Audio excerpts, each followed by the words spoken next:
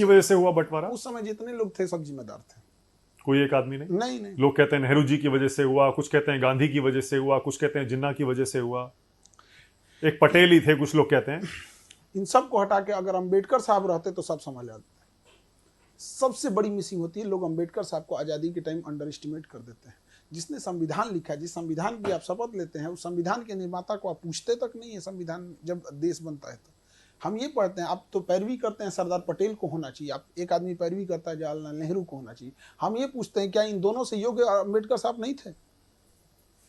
आप इन्हीं से पूछिए कि आप दोनों से योग्य थे कि नहीं थे। अंबेडकर साहब वो व्यक्ति थे जिनके हाथ में था एक अलग देश बनाना। 1932 रैमजे मैकडोनाल्ड प्रधानमंत्री, लंदन में बैठ के गोल में सम्मेलन चल रहा था, गांधी जी और वहां खड़े थे, वापस आए, इन्होंने कहा कि मुझे दलितों के लिए अलग देश नहीं चाहिए, बल्कि मुझे उनके लिए आरक्षण चाहिए ताकि मैं उनका उत्थान कर सकूं। क्या जिन्ना से कम पावरफुल थे अंबेडकर साहब? नहीं, उनकी देशभक्ति पे सवाल उठा देते हैं सब। अगर वो चाहते तो वो जैसे जिन्ना ने बनाया था बना सकते थे। सबसे योग्य कोई व्यक्ति था उस समय तो अंबेडकर साहब, जिसकी कोई चर्चा नहीं। उन्हीं को प्रधानमंत्री बनना बिल्कुल चाहिए होना था। चाहिए, तो सब लोग एक्सेप्ट कर लेते, इवन जिन्ना भी एक्सेप्ट कर लेता, इधर इंडिया भी एक्सेप्ट कर लेता, लेकिन अपना पर्सनल ईगो में वो एक इंसान छोटी जाति से आता, वहां भी दिखा दिया।